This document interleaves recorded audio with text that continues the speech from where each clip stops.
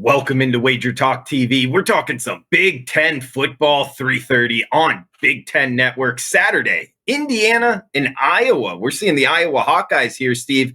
-3.5 favorites, open -5.5. Total of 45.5 in Iowa City. You interested in getting involved here with Indiana and Iowa, Steve?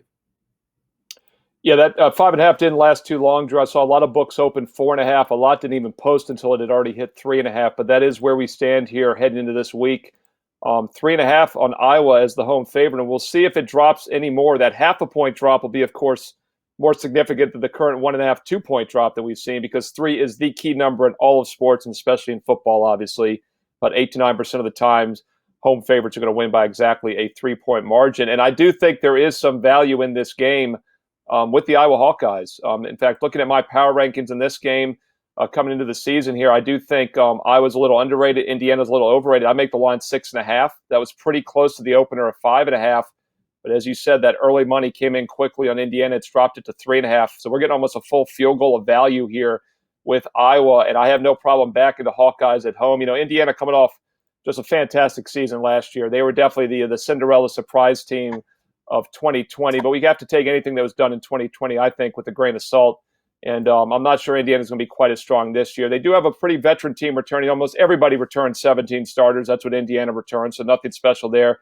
Fifth year under Tom Allen. It does appear that he's starting to get his players in place. And keep in mind, they were 8-5 in 2019, 7-5 against the spread. So maybe it wasn't a total shock that they went 6-2 straight up, 7-1 against the number last year. And keep in mind, they were really strong in the regular season. In fact, a perfect 7-0 against the spread in Big Ten play. Their only spread loss was a outright loss as a favorite against Mississippi in their bowl game.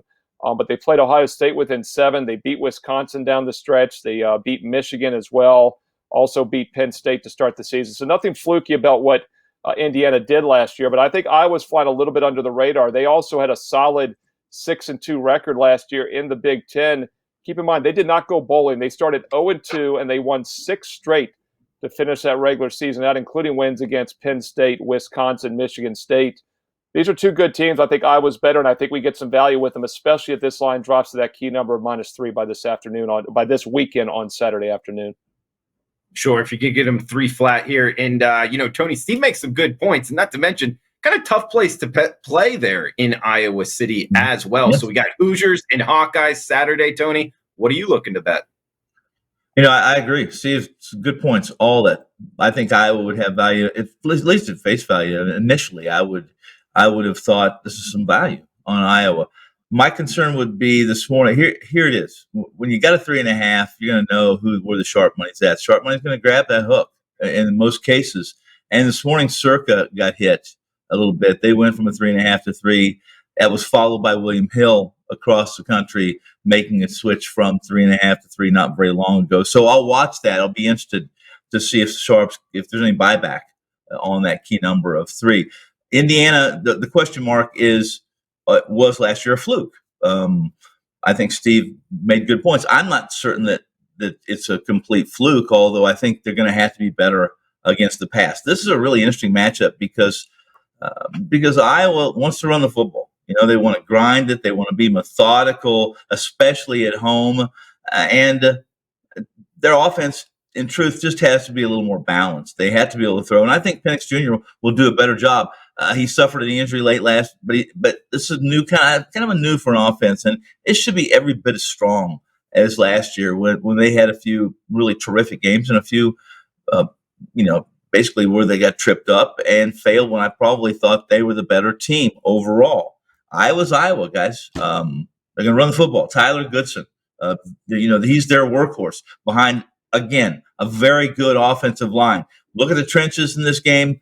I think Iowa has the advantage both ways. And if they can somehow, some way, figure out a way to take advantage of an Indiana secondary who returns a lot, but just because you return starters, this is a team that gave up 240 yards through the air per game last year. So in this game, I don't believe that Indiana is going to quit trying to be offensive. So I kind of lean to the over a little bit in this game, simply based on Indiana being successful or being really unsuccessful and turning the ball over on the wrong side of the field. I'm going to stay away from the number until I know more about where the sharp money is, and then make a decision. I may still stay away, but That said, over would be my lean. Iowa, Indiana. All right, good one. Big Ten football here in Iowa City on Saturday. Guys, hope you enjoy it. And also remember, check out WagerTalk.com. $2 Tuesdays, each and every Tuesday. Top play from the top handicapper, discounted to just $2. For Steve, Tony, I am Drew Martin. WagerTalk.com. Enjoy the games, guys.